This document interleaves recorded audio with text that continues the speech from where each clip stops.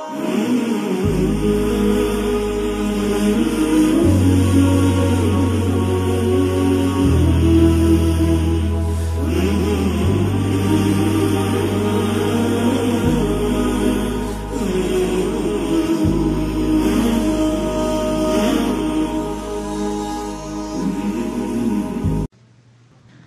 মাশহুর আল গায়রুল ইসতিলাহি থেকে শুরু করি 4 নম্বর থেকে, তাই না? মাশহুর গায়র ইসতিলাহি মানে এমন মাশহুর যে মাশহুর মুহাদ্দিসিনদের পরিভাষাই নয়। ইসতিলাহ মানে পরিভাষা, মুহাদ্দিসিনদের পরিভাষা ছাড়া যে মাশহুর হাদিস রয়েছে তার সংজ্ঞা সম্পর্কে। ওয়া ইউকসাদু বিহি, এর উদ্দেশ্য হচ্ছে মাশতাহারা আলাল আলসিনা, যা মানুষের জবানে প্রসিদ্ধ হয়েছে, মাশহুর হয়ে গেছে, মানুষের প্রত্যেকে বলে থাকে, যেই সেই বলে থাকে, বিভিন্ন স্তরের লোক। মিন গায়রে শুরুতিন তুতাবার, এই ক্ষেত্রে তার কোনো গ্রহণযোগ্য শর্ত নেই। মিন গায়রে শুরুতিন তুতাবার মানে এই ক্ষেত্রে তেমন কোনো গ্রহণযোগ্য শর্ত নেই, বিনা কোনো শর্ত লোকেরা বলে এই হাদিসটা হাদিস। এগুলিকে বলা হয় মাশহুর গায়র ইসতিলাহি, মানে মুহাদ্দিসিনদের পরিভাষার ব্যতিক্রম মাশহুর। ফায়াশমাল, সুতরাং এই মাশহুর গায়র ইসতিলাহি হাদিস এই 3 রকমের হাদিসকে শামিল হবে। মা লাহু ইসনাদুন ওয়াহিদ, এমন হাদিস যার হয়তো একটি সনদ আছে, অথচ একটি সনদ থাকলে মুহাদ্দিসিনদের পরিভাষায় ওই হাদিস মাশহুর নয়, বরং ওর নাম কি? গরীব আসবে, আগে গরীব আসবে পরে। ওয়া মা লাহু আকসার মিন ইসনাদ, অথবা তার এক সনদের বেশি আছে, 2টি সনদ আছে, তাহলে এটি মাশহুর নয়। মুহাদ্দিসিনদের নিকটে 2টি সনদ যদি থাকে প্রতি স্তরে, তার নাম হচ্ছে আজিজ। মাশহুরের পরে আজিজ আসবে, কিন্তু যেহেতু মানুষের জবানে, মানুষের সমাজে খুব মশহুর হয়ে আছে, সেজন্য ওর নাম মশহুর। 3 নম্বরে জিম, ক খ তারপর গ। ওমা লা ইউজাদু লাহু ইসনাদুন আসলান, এমন হাদিস যার কোনো সনদই নেই, মানে সহিহ সনদই নেই, এমনিতে ছড়িয়ে আছে মানুষ সমাজে যে এটি হাদিস। হ্যাঁ, গত সপ্তাহে যেমন বলেছিলাম যে চীনে গিয়ে তোমরা ইলম শিখো, জাল হাদিস। হ্যাঁ হ্যাঁ, হুব্বুল ওয়াতান মিনাল ঈমান, দেশ প্রেমী হওয়া হচ্ছে ঈমানের অঙ্গ। দেশকে ভালোবাসা, দেশপ্রেমী হওয়া ঈমানের অঙ্গ। জাল, মিথ্যা কথা, এর কোনো সনদ নেই। মা লা ইউজাদু লাহু ইসনাদুন আসলান, এর কোনো সনদই নেই। তারপরে আউয়ালা মা খালাকাল্লাহু নূরি, সর্বপ্রথম আমার নূর সৃষ্টি হইল, মিথ্যা কথা, এর কোনো সনদই নেই, কোনো হাদিসের কিতাবে নেই। মিলাদের বিদাতীদের কিতাব ছাড়া কোন প্রসিদ্ধ গায়র প্রসিদ্ধ কি সিহাহ তো আছেই, বুখারী, মুসলিম, আবু দাউদ, তিরমিজি, নাসাই, ইবনে মাজাহ, দারাকুতনি, বাইহাকি, মুসনাদে আহমদ, তাহাবি, কোন কিতাবে নেই। নবীর নূর প্রথম পয়দা আমাদের সমাজে বললে এমন বিদাতি কথা, এমন হাদিসের নামে মশহুর আছে, মাশহুর গায়র ইসতিলাহি, কিন্তু জাল, মিথ্যা কথা। আর সহিহ হাদিস হচ্ছে আউয়ালা মা খালাকাল্লাহু আল কলম, সর্বপ্রথম আল্লাহ কি সৃষ্টি করলেন? কলম সৃষ্টি করলেন, তকদিরের লিখার কলম, তকদির লিখতে বলেন, তো উক্তব লিখো, তকদির লিখো, সমস্ত মানুষ, সমস্ত সৃষ্টি তকদির লিখা হয়েছে কলম দিয়ে। তারপরে বলছেন লেখক 5 নম্বরে, আনওয়াউল মাশহুর গায়রুল ইসতিলাহি, যে মাশহুর মুহাদ্দিসিনদের পরিভাষায় নয় তার বহু প্রকরণ রয়েছে। আনওয়া, নওউন জামা হচ্ছে আনওয়া, বিভিন্ন কিসিম রয়েছে। লাহু আনওয়াউন কাসীরা, বলছে তার বহু প্রকরণ রয়েছে। আশহারুহা, তার সবচেয়ে প্রসিদ্ধগুলি এখানে উল্লেখ করা হয়েছে। 1, 2, 3, 4, 5, 6, 6টি উল্লেখ করেছেন লেখক। প্রথম হচ্ছে মাশহুরুন বাইনা আহলিল হাদিস খাসসাতান, এমন কিছু হাদিস আছে যেগুলি হাদিসের পণ্ডিতদের কাছে মশহুর, যারা হাদিস চর্চা করেছে তাদের কাছে মশহুর, কিন্তু আসলে তাদের যে পরিভাষা, যে প্রত্যেক স্তরে 3টি করে কি হতে হবে, বর্ণনাকারী হইতে হবে, ওতে ফিট হয় না, ওই সংজ্ঞার উপরে ফিট হয় না, এইরকম হাদিস। অমিসালহু, এর উদাহরণ হচ্ছে হাদিস আনাসিন, আনাসিন মালিক রাদিয়াল্লাহু তাআলা আনহু বর্ণিত হাদিস, আন্না রাসূলুল্লাহ সাল্লাল্লাহু আলাইহি ওয়াসাল্লাম কানাতা শাহরান, রাসূলুল্লাহ সাল্লাল্লাহু আলাইহি ওয়াসাল্লাম 1 মাস কুনুত করলেন, বাদার রুকু, রুকুর পরে, ইয়াদু আলা রেল ওয়া জাকওয়ান, রেল বংশ, জাকওয়ান বংশ, এসব জালেম বংশ। নবী সাল্লাল্লাহু আলাইহি ওয়াসাল্লামের কিছু সাহাবা হাফেজদেরকে, আলেমদেরকে নিয়ে গিয়ে খুন করে দিয়েছিল। তখন নবী সাল্লাল্লাহু আলাইহি ওয়াসাল্লাম খুব মর্মাহত হয়েছিলেন, ব্যথিত হয়েছিলেন, শোকে ভেঙে পড়েছিলেন এবং বদদুয়া করেছেন, আল্লাহ তুমি এদের উপর লানত করো, আল্লাহ তুমি তোমার গজব নাজেল করো, তুমি ধ্বংস করো। তো এইটিকে বলা হয় কুনুতে নাজেলা। যেমন কিছুদিন আগে ফিলিস্তিনে গাজায় যখন মুসলিম ভাই বোনদের উপর জুলম অত্যাচার হলো ইহুদিদের, তখন সৌদি আরবে বিশেষ করে মসজিদে যে কুনুত হলো, এই কুনুতের হাদিস এটি। কিন্তু মুহাদ্দিসিনদের পরিভাষায় যে মশহুরের তারিফ, মানে প্রত্যেক স্তরে 3টি করে বর্ণনাকারী হইতে হবে, এটা এতে পাওয়া যাচ্ছে না। যদি হাদিস সহি, গরিবও সহি হইতে পারে, অনেক সময় আজিজও সহি হইতে পারে, এর মানে এনে যে সবগুলি জাল হবে, কিন্তু মশহুর নাই, ওই রকম মানে মশহুরের স্তরের হাদিস নাই। হাদিসটি কোথায় রয়েছে দেখেন, হাদিস আখরাজাহুল বুখারী, বুখারী তো রয়েছে কিতাবুল ভিতরে, তারপর আখরাজাহু মুসলিম, মুসলিমে রয়েছে হাদিস। জি, তারপরে বা মানে খ মশহুরুন বাইনা আহলিল হাদিস ওয়াল উলামা ওয়াল আওয়াম, এমন হাদিস যে হাদিস মুহাদ্দিসিনদের নিকটেও খুব প্রসিদ্ধ আর আলেমদের নিকটেও প্রসিদ্ধ, আর জনসাধারণ, আওয়াম মানে হচ্ছে জনসাধারণ, আম শব্দ, আম মানে সাধারণ আর আওয়াম মানে জনসাধারণ, জনসাধারণের নিকটে মশহুর। এই হাদিস জনসাধারণ জানে। কি মিসালুহু, উদাহরণ হচ্ছে আল মুসলিমু মান সালামাল মুসলিমুনা মিন লিসানিহি ওয়া ইয়াদিহি, সত্যিকার মুসলিম ওই ব্যক্তি যার জবান এবং যার হাত থেকে মুসলিমরা নিরাপদ থাকবে। মানে ওই ব্যক্তি আসল মুসলিম, খাঁটি মুসলিম, যার হাত দ্বারা কেউ কষ্ট পেল না আর যার কথা দ্বারা কেউ কষ্ট পেল না। হাদিস মুহাদ্দিসিনদের নিকটে খুব মশহুর হাদিস, আর আলেম সমাজেও মশহুর, আর জনসাধারণ এই হাদিসটা জানে না, জনসাধারণ জানে। তো এই হাদিস মশহুর গায়ের ইস্তিলাহি মিসাল। হাদিস কোথায় রয়েছে? 2 নম্বর, এটাও বুখারীতে রয়েছে, মুসলিমে রয়েছে। হাদিস সহিহ, কিন্তু মশহুর, যে মশহুরের সঙ্গে প্রত্যেক স্তরে 3-3টি করে বর্ণনাকারী রাবী হইতে হবে, এই শর্তে আসছে না। জিম মানে গ মশহুরুন বাইনাল ফুকাহা, এমন হাদিস যা ফুকাহায়ে কেরামদের নিকট প্রসিদ্ধ, ফাকিহগণ ফিকহের কিতাবে হাদিস উল্লেখ করে থাকেন।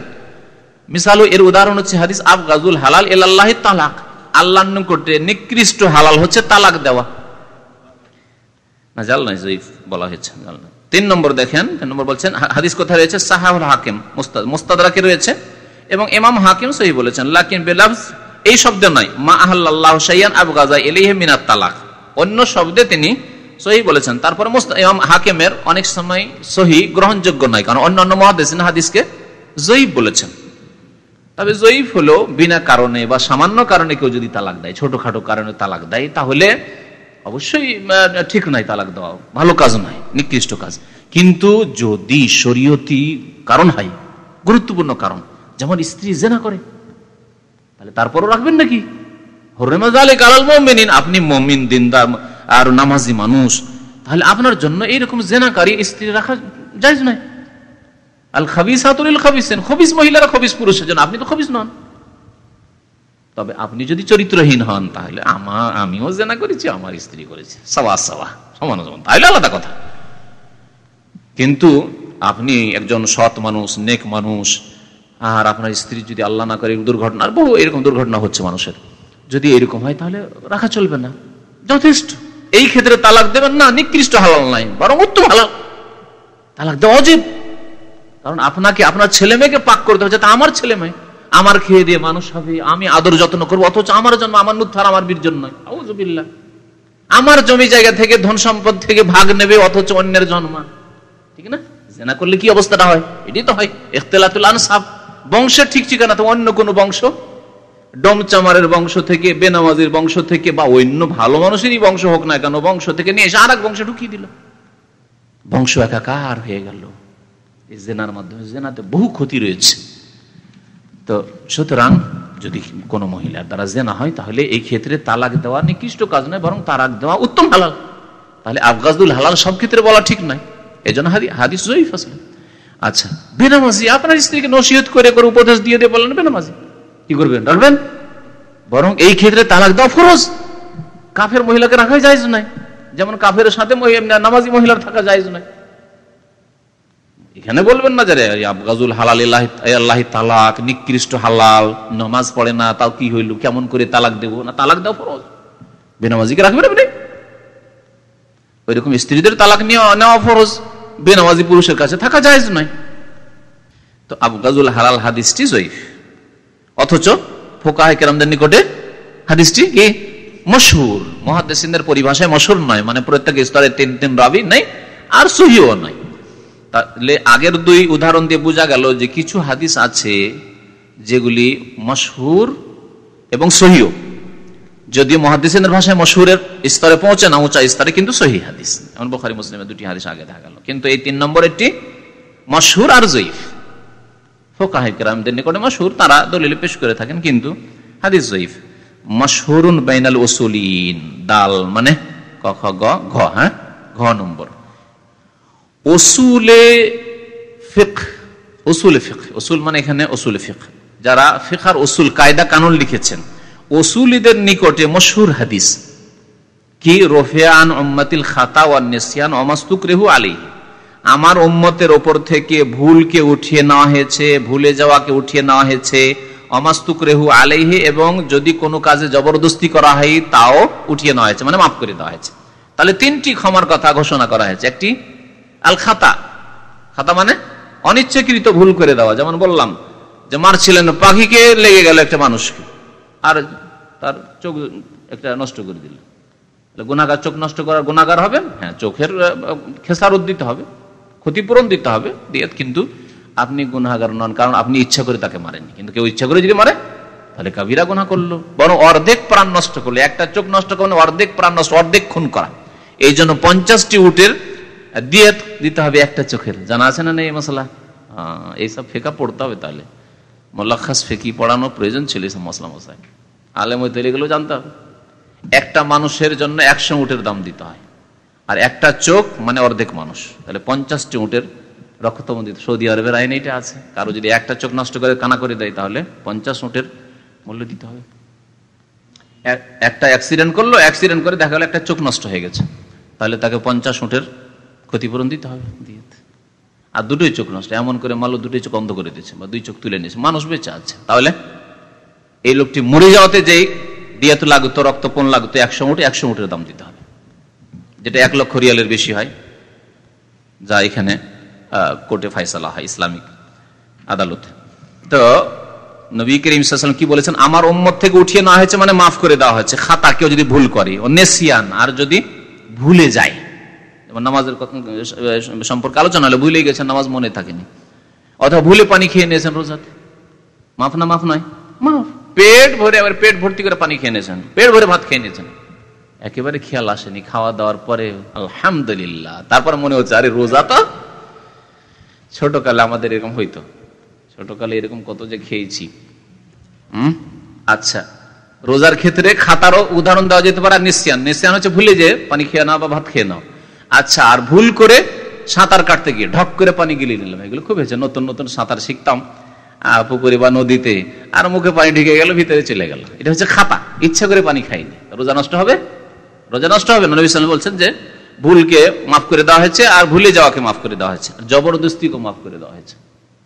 জবরদস্তি এর উদাহরণ দেন তো কেউ?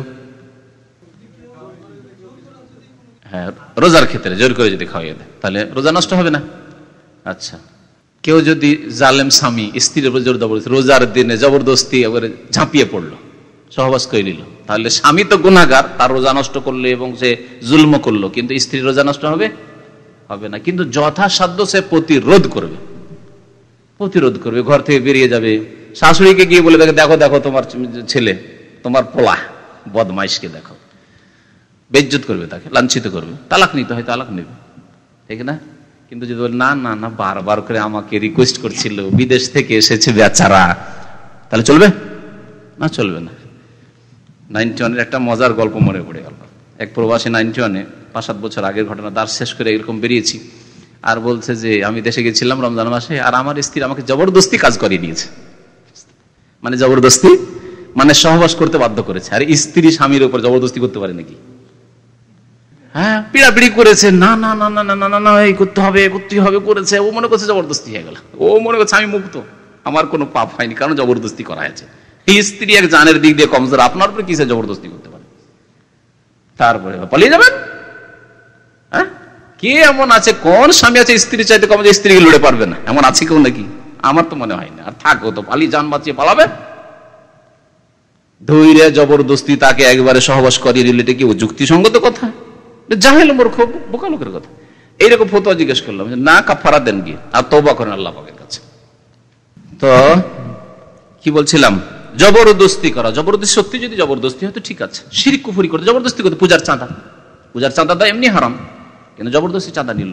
রাজনৈতিক দলগুলি, আওয়ামী লীগ বিএনপির চাঁদা দেওয়া জায়েজ নাই, কিন্তু জবরদস্তি আপনার কাছ থেকে চাঁদাবাজি করছে, চাঁদা দিতে হচ্ছে, হ্যাঁ, ইত্যাদি ইত্যাদি। এইরকম যে কোনো হারাম কাজ, এমনকি শিরক কুফরি, সেজদা করতে, আল্লাহ ছাড়া অন্যকে সেজদা করতে যদি বাধ্য করে, কবর পূজারী গ্রামে থাকেন অথবা হিন্দুদের মূর্তি পূজা করতে বাধ্য করলো আপনাকে, তাহলে আপনার ঈমান নষ্ট হবে না? জান বাঁচাবার জন্য যদি হয়, অমস্তুকরি হয় আল্লাহ মাফ করবে। কিন্তু দুনিয়ার স্বার্থে, ঠিক আছে, এই বাজারে যদি তোমাকে দোকানপাট টিকিয়ে রাখতে হয়, দোকান বাজার করো, তাহলে আমাদের কি করতে হবে? মূর্তি পূজা করতে হবে, অথবা এই মাজারে চাঁদা দিতে হবে। দোকানপাট করিয়েন না, হিজরত করেন। এটা মজবুর করেন না, এটা জবরদস্তি নাই। আপনার দুনিয়ার বেনিফিটটা তো শুধু নষ্ট হচ্ছে যে এই বাজারে মার্কেটে আমাকে টিকে থাকতে হলে এদের পূজার চাঁদা দিতে হবে, বা এদের কবর পূজার মাজার পূজার চাঁদা দিতে, মাজারের চাঁদা দিতে হবে। আপনি এখানে দোকান উঠিয়ে নেন, দেখেন আল্লাহ, হিজরত করেন, অন্য এলাকায় হিজরত করে দেখেন কোথায় আল্লাহর দিনিয়া ভাইরা, কোরআন হাদিসের অনুসারী ভাইরা আছেন, সেখানে যান। আপনি বলছেন না আমি ব্রাহ্মণবাড়িতে থাকবো, রাগ করবেন না, ব্রাহ্মণবাড়ির লোকের কবর পূজা অনেক বেশি, তো সব জায়গায় তো বেশি, কোনখানি বা বলা যাবে? হ্যাঁ, ঢাকাতে কি কম আছে নাকি? আর কোন জায়গায় কম আছে? সব জায়গায়, ভারত, বাংলাদেশ, পাকিস্তান, সব জায়গায়, কোনো জায়গায় একটু কম, কোনো জায়গায় একটু বেশি। তো হিজরত করেন এক কথায়, দেখেন যে কোন জায়গায় গেলে আমি আমার কোরআন এবং হাদিসের অনুসারী দিনী ভাইদের পাবো, যেখানে গিয়ে আল্লাহ পাকের ইবাদতবন্দি করতে পারবো, আমাকে বাধ্য করবে না কেউ। এই হাদিস সাহাহ ইবনে হিব্বান, ইমাম ইবনে হিব্বান সহিহ বলেছেন এবং হাকিম সহিহ বলেছেন। এই হাদিসটির হাওয়ালা বরাত লেখক কিছুই দেননি। তো ইবনে হিব্বান আজহার হাকিম আছে, যাই হোক, হাদিসটির অবস্থা আরো দেখে পরে বলা যাবে। তারপরে হা নম্বর, মানে ঘয়ের পরে ওয়া নম্বর দেওয়া যেতে পারে, তাই না? অথবা চয় বলেন মাশহুরুন বাইনান নুহাত, এমন হাদিস যে হাদিসটি গ্রামারের যারা পণ্ডিত, নুহাত নাহুবিদ, যারা নাহুর গ্রামারের যারা পণ্ডিত, আরবি গ্রামারের যারা পণ্ডিত, তাদের কাছে মশহুর, কিন্তু হাদিস বলছেন পরে লাশ একবার ভিত্তিহীন, কোন হাদিসই নাই। কি বলছেন তারা? নেমাল আবদু সুহাইবুন, যখন আফালে মাদহা এবং জাম, একটি গ্রামারের একটা সাবজেক্ট আছে, একটা পার্ট আছে, সেগুলোর মিসাল উদাহরণ যারা পেশ করে নাহুর পণ্ডিতরা, নাহবীরা, তো এই হাদিসটি পেশ করে, নেমাল আবদু সুহাইবুন, উত্তম বান্দা হচ্ছে সুহাইব, লাউলাম ইয়াখাফিল্লাহ লাম ইয়াসহি, যদি সে আল্লাহকে ভয় না করতো তাহলে নাফরমানি না করত। মানে আল্লাহকে ভয় করে সে কি করেছে? নাফরমানি করেছে। কথা হইল নাকি? হাদিস লা আসলা লাহু, ভিত্তিহীন কথা। তারপরে ওয়াও নম্বর, মানে অথবা 6 নম্বর দেন, যে নম্বর দিবেন, মাশহুরুন বাইনাল আম্মা, এমন হাদিস যেটি জনসাধারণদের মাঝে খুব প্রসিদ্ধ, কিন্তু হাদিস তিরমিজিতে রয়েছে, আর ইমাম তিরমিজি হাদিসটিকে হাসান বলেছেন। হাদিস কি? আল আজালাতু মিনাশ শায়তান, তাড়াহুড়া করা শয়তানের কাজ, খুব প্রসিদ্ধ, সাধারণ লোক, প্রায় লোক জানে এই তাড়াহুড়া করবেন, এটা শয়তানের কাজ, কিন্তু বলে না। তো আল আজালাতু মিনাশ শায়তান, তাড়াহুড়া করা শয়তানের কাজ, আখরাজাহু তিরমিজি, হাদিসটি তিরমিজিতে রয়েছে এবং হাসান বলেছেন। হাদিস জনসাধারণের মাঝে মাশহুর, কিন্তু হাদিস মুহাদ্দিসিনদের নিকটে মাশহুরও নয়, বরং সহিহও নয়। হাসান এবং তিরমিজি বলেন। ইমাম তিরমিজি সাধারণত যেগুলোকে হাসান বলেন, বেশিরভাগ ওটি জয়ীফ হয়, যদিও হালকা হয়তো জয়ীফ হয়। ইমাম তিরমিজি এই ক্ষেত্রে একটু শিথিল, যারা একটু হাদিস সহিহ জয়ীফ বুঝতে চান, এটা মনে, ইমাম তিরমিজির হুকুমটা একবারে সর্বনিম্ন হুকুম। উনি যদি সহি বলেন তো বেশিরভাগ দেখা যায় হাসান হয়, আর উনি যদি হাসান বলেন তো হালকা জয়ীফ হয়, আর উনি যদি জয়ীফ বলেন তো বেশি জয়ীফ বা মওযূ হবে, এরকম। তো উনি এই ব্যাপারে একটু শিথিলতা অবলম্বন করেছেন। যাই হোক, মধ্যপন্থা অবলম্বনকারী ইমাম বুখারী রাহমাতুল্লাহ আলাইহি এবং এই ধরনের অন্যান্য বেশ কিছু মুহাদ্দিসিনা রয়েছেন, যে হাসান সহিহ বলেছেন, কমপক্ষে হাসান হবে, কমপক্ষে হাসান। অনেক হাদিস রয়েছে, সব জায়গায় এটি ফিট না, কিন্তু অনেক ক্ষেত্রে ওনার শিথিলতা আছে, সেই জন্য। কিন্তু সবটার ক্ষেত্রে ধরে নিতে হবে না, যে যেখানে দেখবেন ওইখানে একরকম বলে দিবেন না। অনেকগুলি হাদিস বুখারীতে আছে, হাদিসুন হাসানুন সহিহ, হাসানুন সহিহুন বলেছেন। জি, তারপরে যথেষ্ট গেছে, তারপরে যা আসছে লম্বা আছে, থাকে এখান থেকে। হুকমুল মাশহুর, মাশহুর হাদিসের হুকুম কি? সাল্লাল্লাহু আলাইহি মুহাম্মদ ওয়া আলা আলিহি ওয়া সাহবিহি আজমাইন। অধিকাংশ ক্ষেত্রে গ্রহণযোগ্য, কিন্তু সব ক্ষেত্রে না। ওনার বেশ কিছু, একটা লোক যদি 1000টি হাদিসের উপর হুকুম লাগায় সহিহ জয়ীফ বলে, তাহলে তার মধ্যে 10 থেকে 50টি ভুল হওয়া স্বাভাবিক। উনি হাজার হাজার, 1000 না, হাজার হাজার হাদিসের উপরে হুকুম, সহিহ জয়ীফের হুকুম লাগিয়েছেন রিসার্চ, গবেষণা করে। সুতরাং তার 50, 100, 200টি হাদিসে ব্যতিক্রম হওয়া বা অন্য মুহাদ্দিসিনদের উক্তি হচ্ছে সঠিক, তারটাই ভুল, এটা হওয়া স্বাভাবিক। জি, লিখেছে যারা তার বিরোধী বা কিছু, বা এমনি বিরোধী না হলেও অনেকে লিখেছেন, যে যাতে করে সতর্ক করা যায় যে এই কিছু হাদিস উনি হয়তো মানুষ মাত্র ভুল হইতে পারে, এক জায়গায় উনি সহিহ বলেছেন বা হাসান বলেছেন, এক জায়গায় জয়ীফ বলে দিয়েছেন, মানে উনি ভুলে গেছেন, ওনার স্মৃতি শক্তি সেখানে কাজ করেনি, এরকমও আছে কিছু হতে পারে। মানুষ মাত্র ভুল হইতে, আমাদের কাছে তাকলিদ বলে কোনো কিছু নেই। কোরআন হাদিস আল্লাহ এবং রাসূলের কথা মানতে হয়, প্রত্যেকের ভুল হইতে পারে, কিন্তু এসব উলামাদের অল্পই ভুল হয়েছে, আকীদায় ভুল নেই, হ্যাঁ, আর সামান্য কিছু মাসলা মাসাইল অথবা হাদিসে সহিহ জয়ীফে ভুল হয়েছে। হ্যাঁ, রাস্তা ভুল নাই, পথ ভুল নাই, কিন্তু পথে মেহনত করে ইজতিহাদি কিছু ভুল হতে পারে। আর অন্যান্য ওলামা যেগুলিকে বিদাতি ওলামা বলছি, সেগুলির আকীদাই ভুল, সুন্নত বিরোধী কাজ, সুফিবাদের কাজ, হ্যাঁ, ভিত্তিহীন কাজ, এগুলি হচ্ছে মুশকিল। সেখানে সতর্ক থাকতে হবে। হ্যাঁ, যতক্ষণ পর্যন্ত না এসছে।